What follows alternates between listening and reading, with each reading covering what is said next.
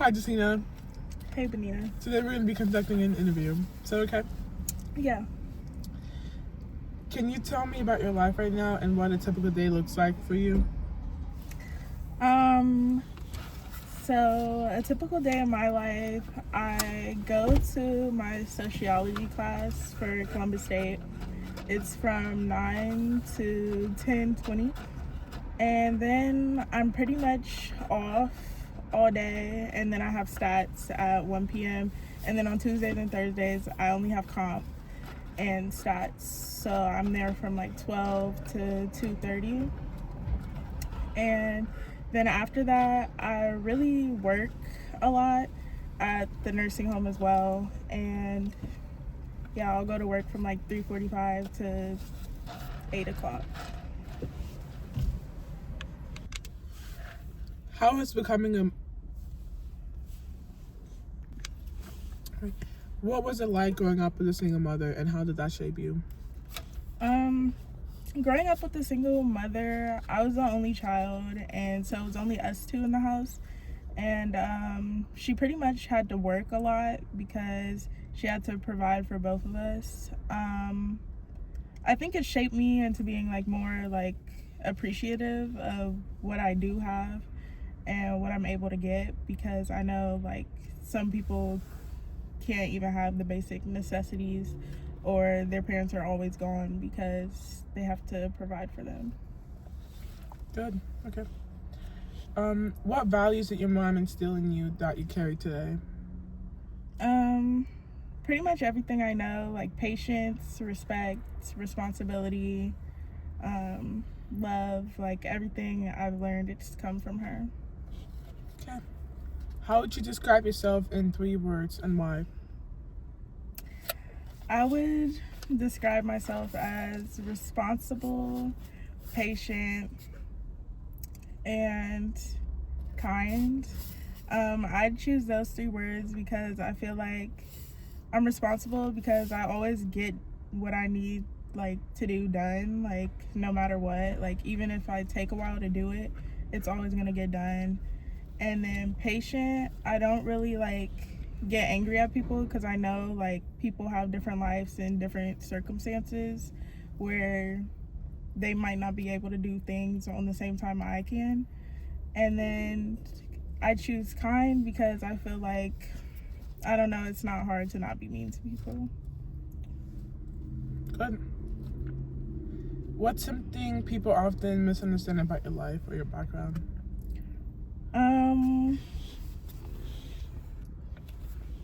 A lot of people think that, I don't know, that like I take a long time to do things or like procrastinate my work, but I work better under stress. Like it's easier for me to get it done when I have less of like time to play around. I understand that. Yeah. I too am a procrastinator. So I'm happy that you shared that with me. Yeah. How has your relationship with your mom influenced your goals? So in the future, I want to be a labor and delivery nurse, and the reason for that is actually because of my mom, because my mom just had a really bad experience when she was giving birth to me. None of her nurses like listened to her. She ended up having to get like a C-section, and she didn't need to. And I just want to be like a nurse that's there for like, well, really like for all women, but to make sure Black women have like someone that looks like them to listen to their needs and care for them. That's really why I want to do what I want to do in the future. That really resonates with me. Thank you. Absolutely.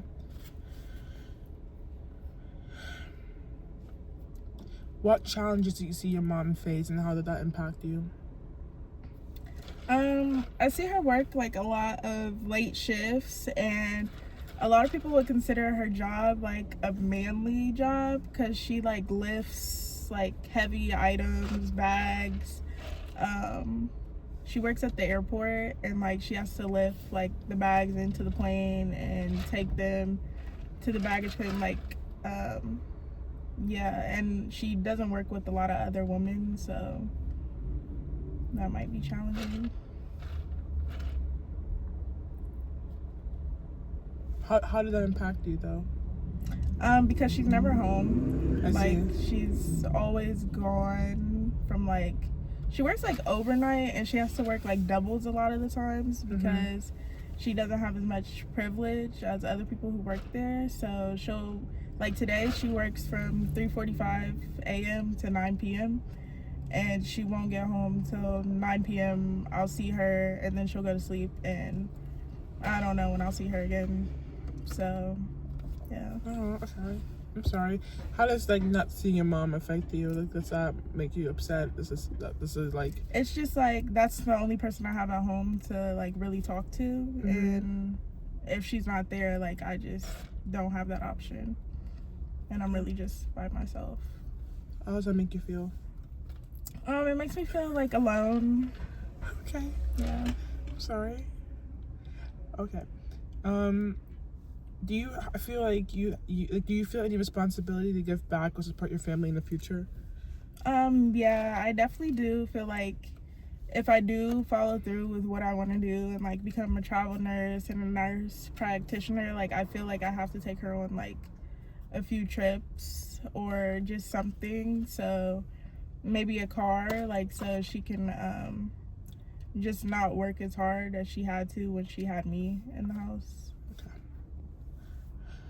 What made you choose nursing as your career path? You kind of just explained it. Yeah, Okay. Mom. Your mom. Why did you decide to attend LSU, or why are you deciding to attend LSU?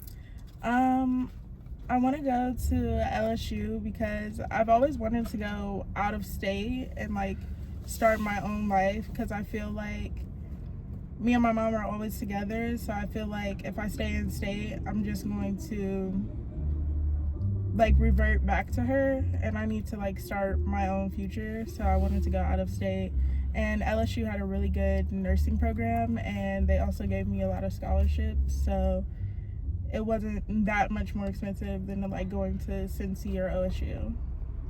Absolutely. What are you most excited about and most nervous about when it comes to nursing school?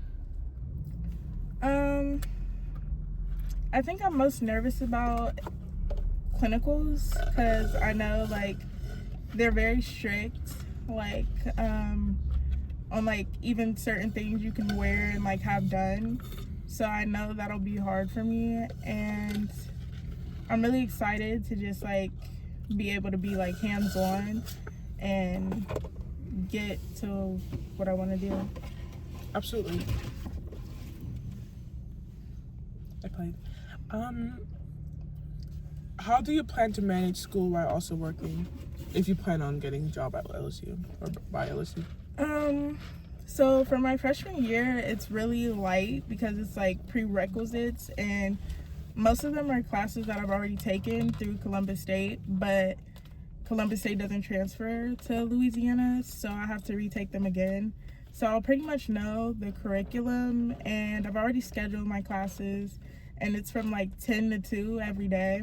So after I study and stuff, like I feel like if I work like a shift from like 5 to 9, that'll be enough time to like do what I need to do and still go to work and make money. Okay. What draws you to the idea of becoming a travel nurse? The money, because I know they make a lot of money from the contracts they sign. So, and I also feel like being able to explore and live in different cities for months at a time and like get paid for it would probably be like an ideal job in your early 20s. How has working at a nursing home shaped your view of healthcare?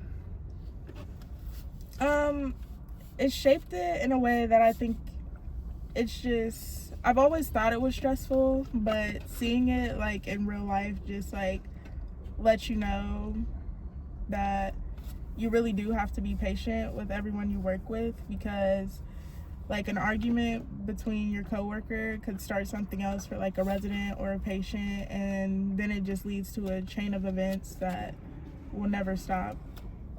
Absolutely. What's a moment with a resident that stuck with you?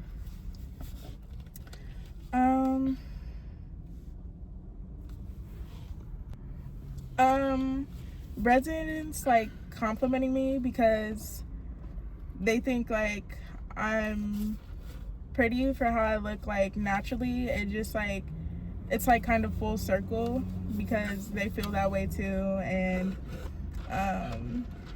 yeah. What's the most challenging part of your job? The most challenging part is being patient with them, even when they have an attitude or don't want to like talk to you. Because serving, you have to take their orders, and sometimes they don't even want to talk to you for you to take their orders. So then they can't even get the food they want if they don't want to like listen and cooperate with you. Absolutely, I agree. I can definitely resonate with that.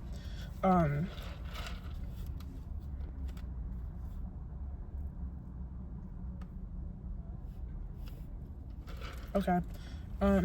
With that being said, when they don't allow you to take their orders, what would you how does it make you feel in the moment? What are the next steps that you have to take after that? It's really frustrating, but you kind of just have to like slow down and stop moving as fast as you are and really like talk to them and figure it out. And working there, like you kind of learn what some of them will want anyway. So like if they're not in the mood and don't want to talk at all, like you kind of know what they want, or yeah, how to like handle them. Okay. So what would you say motivates you to keep going when things get hard? My future. I really want to be successful and not, work in a job I hate for the rest of my life. So it's like, I know I have to keep going, or else like nobody else is gonna do it for me. Okay. What does success mean to you personally? Success to me means being happy and like what you're doing, like in your career field, being happy and getting paid what you deserve, and having like a good family or a support system behind you the whole time. That's amazing. What sacrifices have you had to make to get to where you're at right now? In the past, I had to give up like a lot of like free time and like time to work to go to school, because I had to take a lot of my harder classes like my freshman and sophomore years. So senior year would be light and I could focus on getting scholarships and getting out of state, because I knew that's what I wanted to do from the beginning of high school. How do you stay focused on your goals? Kind of like what I just said. Like, nobody else is gonna do it for me, and it needs to get done. So, with that being said, what is something that you've gone through that made you stronger?